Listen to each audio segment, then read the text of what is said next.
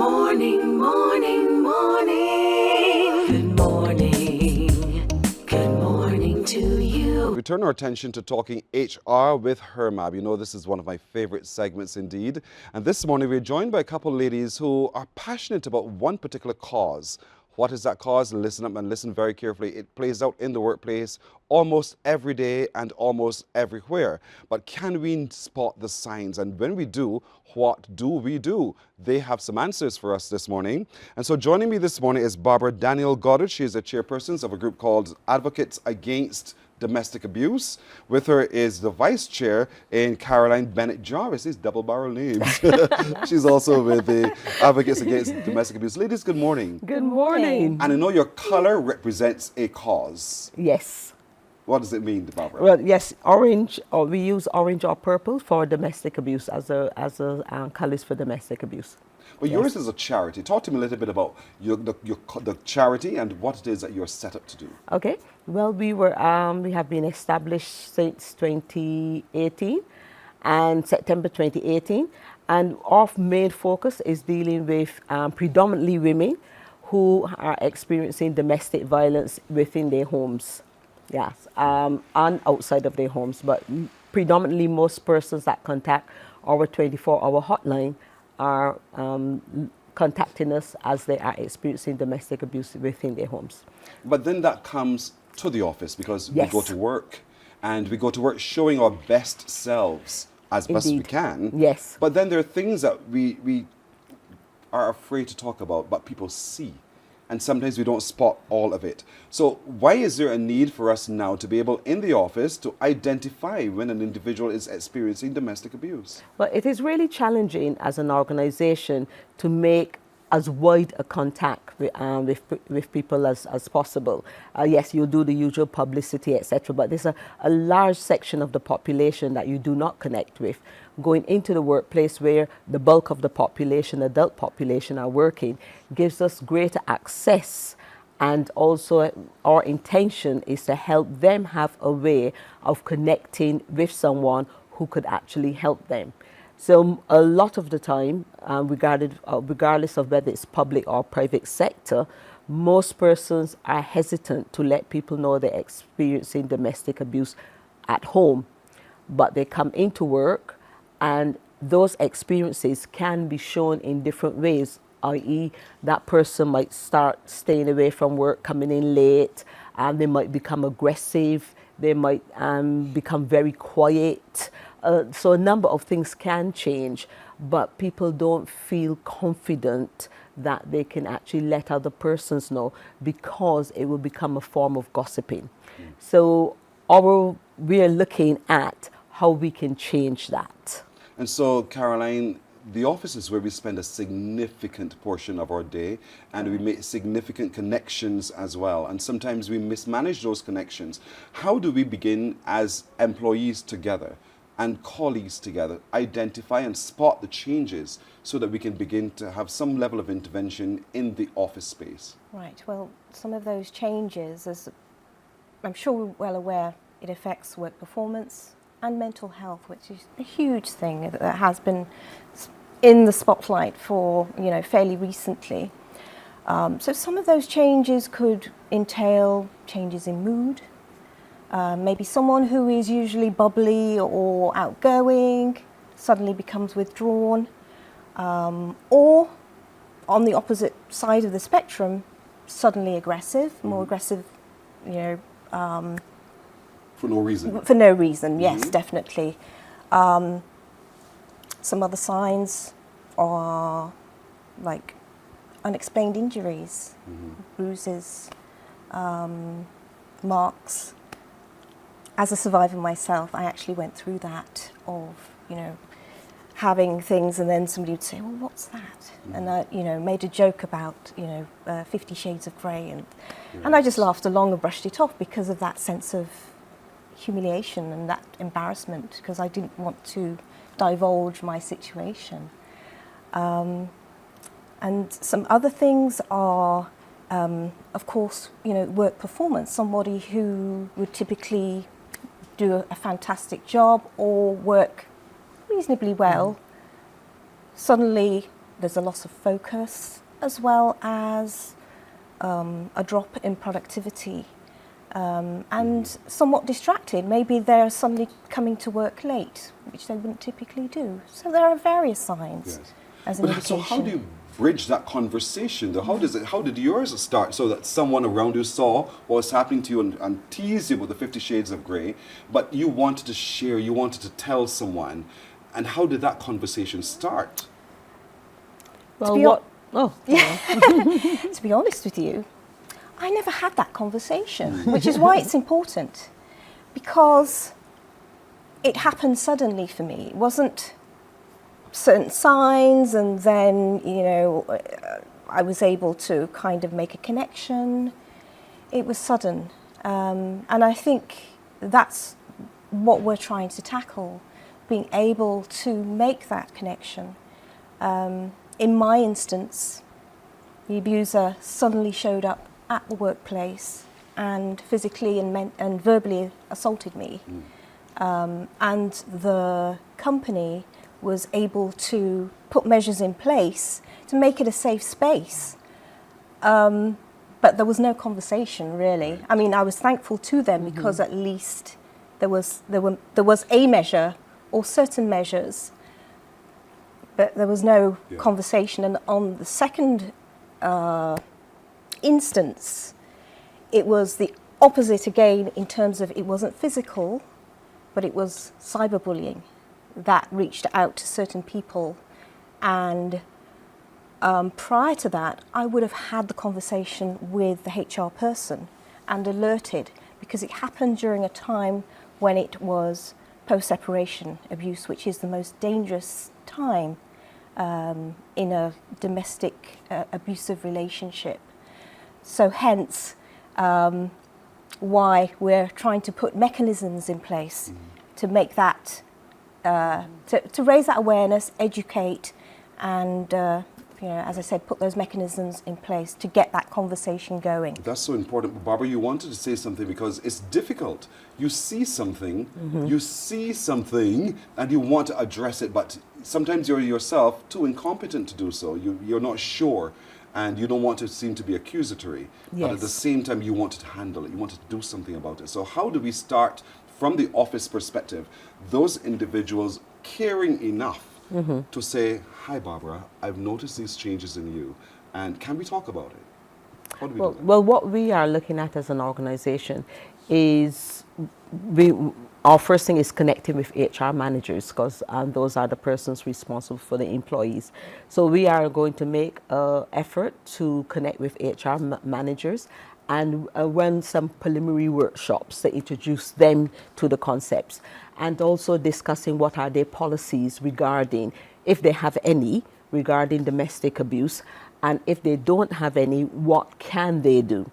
And out of that, we will then work with them in generating specific people who are points of contact for their employees.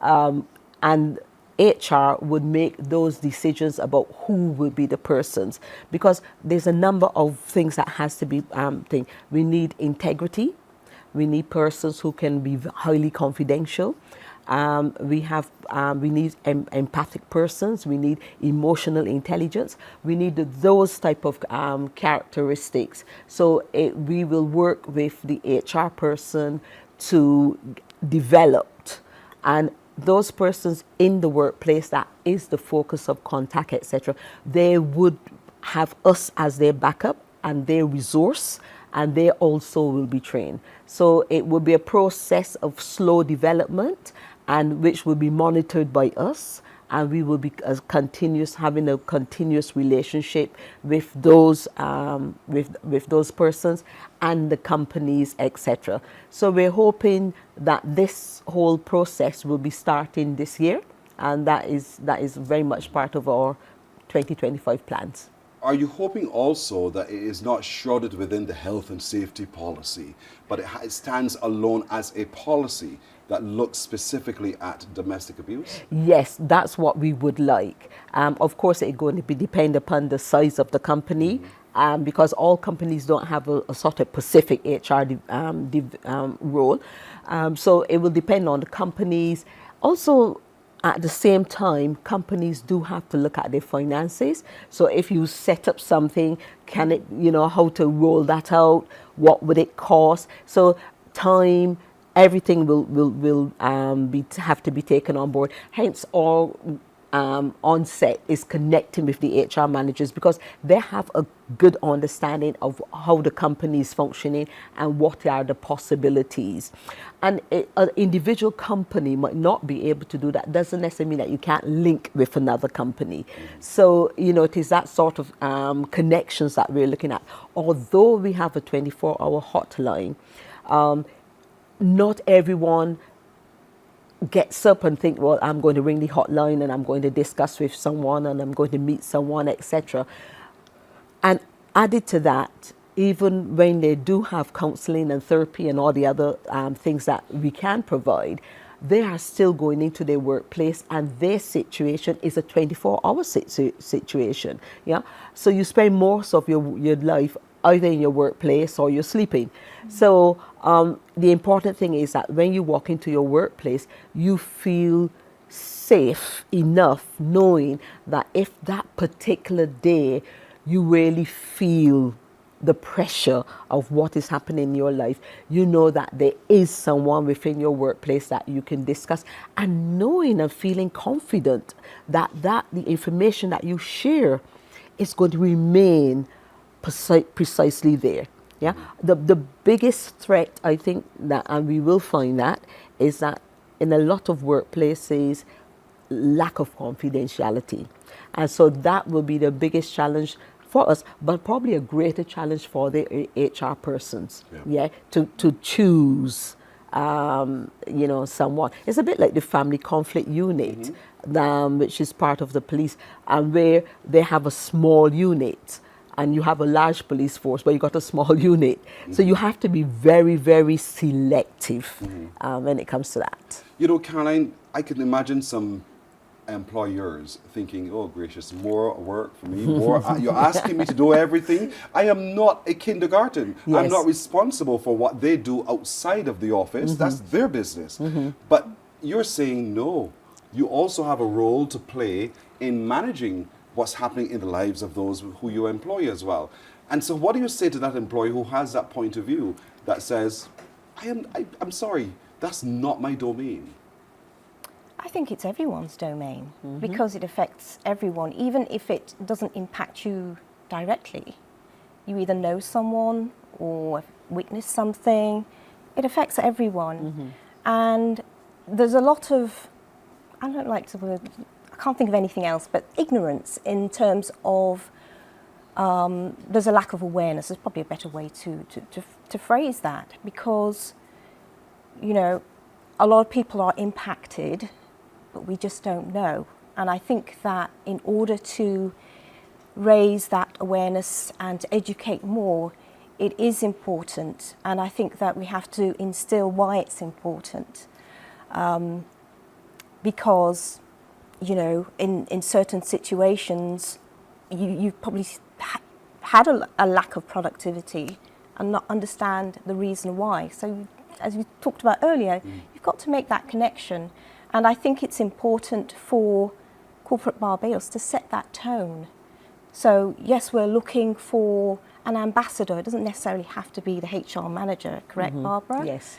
But to appoint someone that can basically take ownership of that and direct it in a way that, as I said, set the tone, because, as Barbara had mentioned about, there's gossiping, there's judgment, there's, why doesn't she do this? Why didn't she leave? Why is she dealing with, why don't she just walk away? And it's not that simple. So if we have a tolerance in the sense, and to develop that knowledge to make that effort, I think that it would be worth their while, because I'm sure a lot of productivity and bottom line profitability out of that productivity would have been lost So I think it's essential. And so you ladies are embarked on an initiative to upskill us, Yes. on all of this. So talk to me a little bit about the workshops that you're going to be hosting ahead of your meeting with the HRs and cracking down on businesses. Well, well, our workshop will definitely start off with HR persons. We are now drafting out the structures, etc., and also looking at policies. And we will be looking at policies in other countries, what they do, and see how it impact, how we can use some of their concepts. And so that when we are discussing with HR persons who might not have any policies or might not even have given any thought to it, that we come prepared. So we will start off with some short introductory workshops, and out of that we will then start the building of what it would mean for the representatives in the company. Because once you start the HR workshops, then those managers then have to then go back then and think about how can it work in our workplace, what do we need to do, etc. And you know, they will need a time frame to work with that. And then once they have chosen the person, then we will start the training with that person. So we're looking at that. It will be something that will be done sooner rather than later, but that will also depend on the company's attitude to the whole idea. And remember that companies might not be aware or might not think it's fundamentally important that they implement some particular system. It's the same as sexual harassment in the workplace or bullying in the workplace. People might not think about it, but realize that it is fundamentally important. So we need to raise the issues of victims, and also remember that in the workplace would be perpetrators. Yes. Yes. And so we will be looking at both areas, because as an organization we do have occasional perpetrators contacting us, and sometimes a perpetrator and victim can be working in the same organization. So it's presenting people with tools, giving them ways of managing, which is a horrendous experience for most people who will be involved directly or indirectly. And also that might reduce the potential for gossiping, knowing that something constructive is in place. People might start thinking, well, hold on a minute, I don't really need to do this. I really need to be a lot more empathic. I need to be a lot more aware, and I need to be start looking after each other rather than separating. Yes. Yeah. Yeah. You said as soon as possible. That's not a calendar month. Do you have Right. any Okay. idea of Well, soon? we're looking at doing in March. In March. Yes. A couple months. Well, next month. Next really. month. Yes. Yes, So indeed. those workshops will be primarily for the HRs of Yes. the different organizations in Barbados, Yes. and then you'll drill down thereafter. Drill down from that. Yes. And is this something as well, hopefully you can open up to the public at large? Because I think domestic abuse and the victims of domestic abuse exist everywhere. Yes. And so we want to be able to tackle this literally from the root as well at some point. Are you going to be doing that? Yes, we are going to be running programs that will be happening later this year. You know, we devising, because we have to look at our resources. Our organization is run totally by volunteers. So we need to look at the resources, how we're going to get those. And we have a charity house, and we will run the programs from there, etc. So it is, at the moment, we're in the planning process. Right. Yes. What's the hotline number? 432-2873. What's the hotline number, Caroline? I'm just teasing you. So, and the hotline is 24 hours? Yes, it is. Okay, it is that's 24 fantastic. hours, yes. So if you find yourself a victim of domestic abuse, there's a hotline number you can reach out to. Offices and HR practitioners, you need to start talking to Hrmab today to find out more about how you can engage with the organization to not just bring relief, but support to those who work in your establishment. Because if you do not, you will see decline, you will see decay, you will see disruption, you will see all of those things that you do not want to see because it affects the bottom line. And oftentimes that's what happens in the C-suite, the bottom line discussion. And so we want to improve that bottom line by tackling these literally at the root. And so these ladies are part of the organization that looks at this. The chairperson of the Advocates Against Domestic Abuse is Barbara Daniel-Goddard, and with her is her vice chair, Caroline Bennett Jarvis. They are here to help. So reach out and give support indeed. Thank you, ladies, so much. Thank you very much. You're welcome. Question for you. Giant. What's the greatest inconvenience for you? Giant. If you found out you suddenly became a giant, everything that's around you is dwarfed by comparison, what would be your greatest inconvenience? Finding a good bed. Yes. To lay your head. We got to lay down somewhere. Yeah, Yeah. work, right? Yes. Smart lady. Caroline, what about you? Oh, God, you had to pose that question towards me. I have no clue.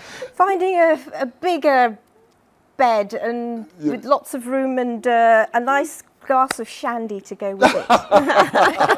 Fair enough. You're the giant after all. Thank you, ladies. All the best. Thank all right? you. You're welcome. Morning, morning,